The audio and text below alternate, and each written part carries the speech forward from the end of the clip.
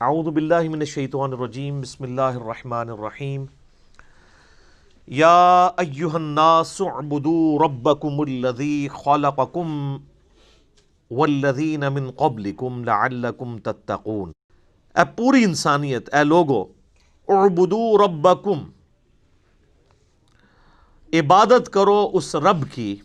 الذی خلقکم، جس نے تمہیں پیدا کیا، والذین من قبلکم، اور جو تم سے پہلے لوگ گزر چکے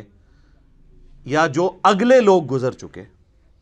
ان کو بھی اسی نے پیدا کیا، لعلکم تتقون، تاکہ تم ڈر سکو، پرہیزگار بن سکو۔ الذی جعل لکم الارض فراشا، وہی اللہ ہے جس نے اس زمین کو تمہارے لیے بچھونا بنایا ہے، والسماء بناء، اور آسمان کو چھت بنایا ہے، وَأَنزَلَ مِنَ السَّمَاءِ مَاءً، اور آسمان سے اس نے پانی کو نازل کیا، فَأَخْرَجَ بِهِ مِنَ الثَّمَرَاتِ، پھر اس کے ذریعے پھل اگائے تمہارے لیے، رِزْقًا لَكُمْ، تمہارے رزق کے طور پہ، فَلَا تَجْعَلُوا لِلَّهِ أَنْدَادًا وَأَنْتُمْ تَعْلَمُونَ، پھر اللہ کے ساتھ کوئی مد مقابل نہ ٹھہراؤ اور تم جانتے تو ہو۔ وَإِن كُنتُمْ فِي رَيْبٍ مِّمَّا نَزَّلْنَا عَلَىٰ عَبْدِنَا، اور اگر تمہیں یہ شک ہو، کوئی شک ہو اس چیز کے بارے میں جو ہم نے اپنے بندے پر نازل کی ہے، یعنی قرآن، یہ قرآن جو اللہ کی کتاب ہے، جو نبی علیہ السلام کا واحد معجزہ ہے، جس کی بنیاد پہ دعوی نبوت ہے، اس کے بارے میں اگر تمہیں کوئی شک ہو کہ یہ کتاب انہوں نے خود گھڑ لی ہے یا یہ کتاب اللہ کی طرف سے نہیں ہے، کوئی انسانی کوشش ہے، فَأْتُوا بِسُورَةٍ مِّن مِّثْلِهِ، تو تم بھی کوئی اس سے ملتی جلتی ایک صورت ہی بنا کے لے آؤ۔ وَادْعُوا شُهَدَاءَكُم مِّن دُونِ اللَّهِ، اور بلا لو مدد کے لیے اپنے جتنے حمایتی ہیں اللہ کے سوا، اِن كُنتُمْ صَادِقِينَ، اگر تم سچے ہو، فَإِن لَّمْ تَفْعَلُوا، اور پس اگر تم ایسا نہ کر سکو، وَلَن تَفْعَلُوا، اور تم ہرگز ایسا نہیں کر سکو گے۔ اللہ تعالیٰ نے اس پہ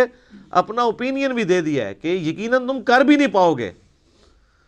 فَاتَّقُوا النَّارَ الَّتِي وَقُودُهَا النَّاسُ وَالْحِجَارَةُ، تو ڈرو اس آگ سے جس کا ایندھن آدمی اور پتھر بننے والے ہیں، اُعِدَّتْ لِلْكَافِرِينَ، جو اللہ نے تیار کر کے رکھی ہے انکار کرنے والوں کے لیے۔ وَبَشِّرِ الَّذِينَ آمَنُوا وَعَمِلُوا الصَّالِحَاتِ، اور اے نبی علیہ السلام آپ خوشخبری دے دیجئے ان لوگوں کو کہ جو بات مان لیتے ہیں، یعنی ایمان لے آتے ہیں اور نیک اعمال اختیار کر لیتے ہیں، ان لہم جنات تجری من تحتها الانہار، کہ ان کے لیے باغات ہیں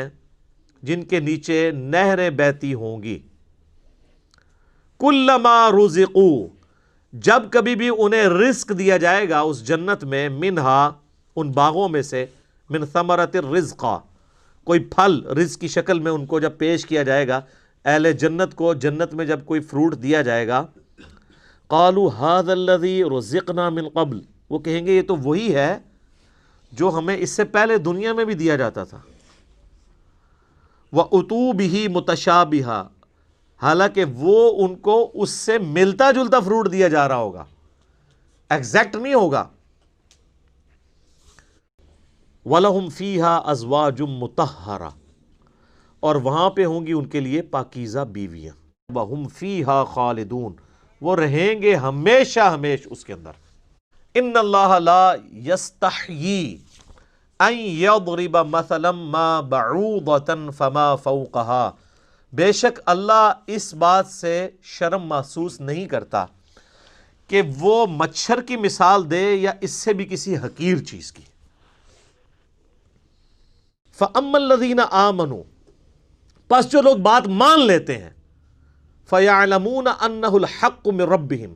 تو وہ اس چکر میں نہیں پڑتے کہ یہ مکھی کی مثال کیوں آ گئی، یہ مچھر کی مثال کیوں آ گئی،